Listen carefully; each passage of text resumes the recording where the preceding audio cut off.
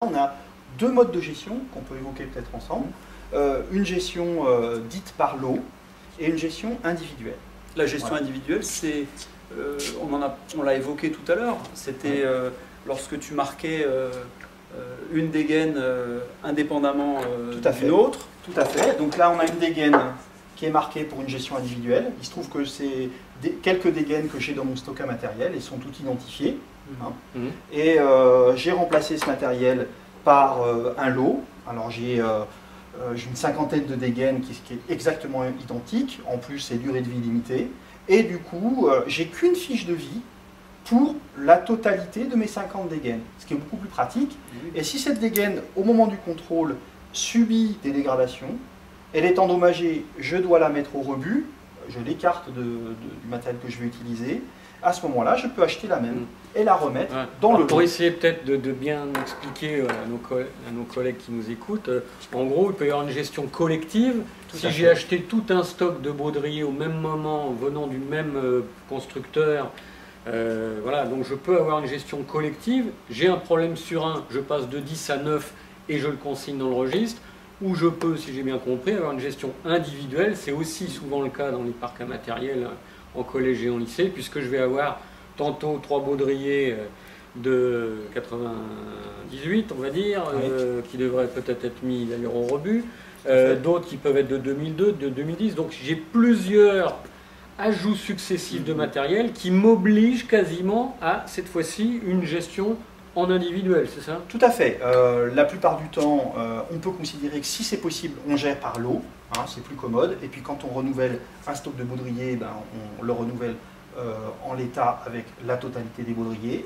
La gestion par lot est possible. Si le matériel est hétéroclite ou en pièce unique aussi, c'est-à-dire que j'ai qu'un type de mousqueton de cette marque-là, à ce moment-là, la gestion individuelle devient nécessaire.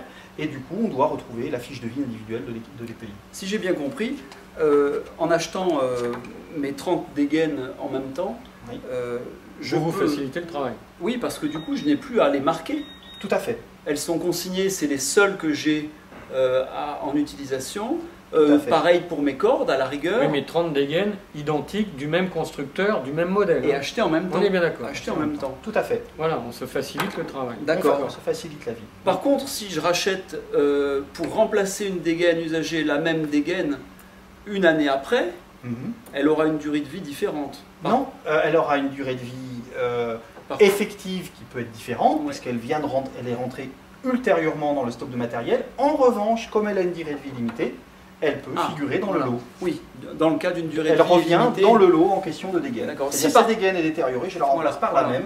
Durée de vie limitée, je peux me le permettre. Mais par contre, dans le cas justement d'un EPI que l'on gère par lot, mais qui a une durée de vie limitée, et qu'on en rachète un identique, on est quand même obligé de refaire une fiche de vie. Tout à fait, et en l'occurrence ici, il va falloir faire la fiche de vie de la sangle. Eh oui. Obligatoirement. Bon, on a vu les EPI, on a vu le marquage, on a vu le référent, on a vu le registre à matériel. Est-ce que c'est à peu près clair pour revenir en établissement demain matin? Oui. Moi, j'ai juste une question quand même. C'est au collège, on utilise des cordes qui appartiennent à une autre structure, un club. Comment on s'y prend pour gérer ce matériel dans ce cas-là? Alors, vous voulez un point de vue réglementaire là-dessus? Alors, réglementairement, le prêt ou l'emprunt de matériel d'escalade est permis dans le cadre de l'éducation nationale. Donc, vous pouvez tout à fait emprunter du matériel au collège d'à côté et inversement. D'accord? Ça, c'est le point de vue réglementaire. Pour autant, nos recommandations sur Grenoble sont assez claires au sens où nous vous conseillons fortement de ne pas entrer dans ce type de procédure. Pourquoi? On va bien le voir de toute façon après, tout simplement parce que si vous êtes le propriétaire, le collège de Voiron, vous prêtez du matériel à quelqu'un, s'il y a un accident, vous êtes les responsables. Donc on va aller chercher le propriétaire. Vous ne savez donc jamais véritablement comment est utilisé le matériel dès l'instant qu'il est prêté à une autre structure.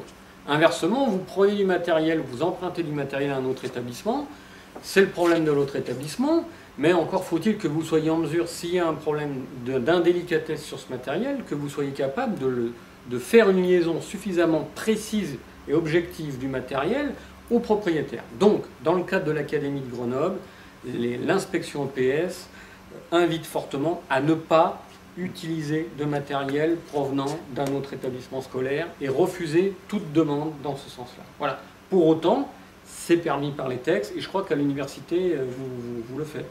Oui, il se trouve que là, il y a un propriétaire unique, hein, c'est plus facile, et il y a un utilisateur unique du matériel, c'est-à-dire un enseignant avec les étudiants.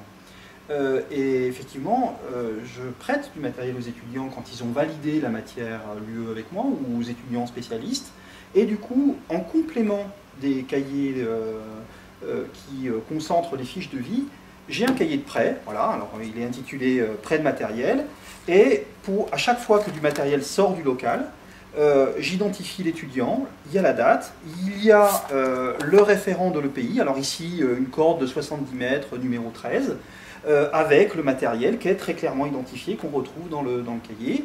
Et quand l'étudiant a fini d'utiliser ce matériel, il me le ramène et je contrôle avec lui, il me donne les informations sur son usage et j'ai une colonne qui me permet de renseigner des éléments sur ce prêt. Voilà, donc on a à nouveau une traçabilité complète du prêt quand le matériel est sorti en dehors des enseignements. Alors concrètement, en ce qui me concerne, j'utilise le matériel d'un autre club, donc il faudrait que qu'entre moi, enfin entre notre établissement et ce club, on ait donc un cahier, une main courante, dans laquelle on puisse consigner d'un côté ou de l'autre des incidents ou des choses que l'on remarquerait sur le matériel. Tout à fait, d'autant que vous allez en EPS avoir un usage intensif du matériel, c'est-à-dire quasiment peut-être même tous les jours, alors que le club c'est beaucoup plus ponctuel. Donc la main courante elle devient nécessaire. Donc ce cahier de liaison, hein, cette main courante, effectivement, s'impose. Mais j'ai envie de dire, voilà, par simplicité, par sécurité, le principe de base, c'est d'éviter de prendre du matériel qui vient d'autre part et éviter de prêter du matériel. Chacun son matériel, chacun gère donc son propre registre matériel. Et j'ai envie de dire, vous allez limiter effectivement toutes les indélicatesses ou les imprudences de chaque côté. Voilà, je crois qu'on a fait à peu près le tour de la question des EPI. On n'a pas obligatoirement abordé le problème aussi qui peut arriver d'un EPI qui arrive de l'extérieur par l'intermédiaire d'un élève qui peut avoir son propre matériel. C'est vrai.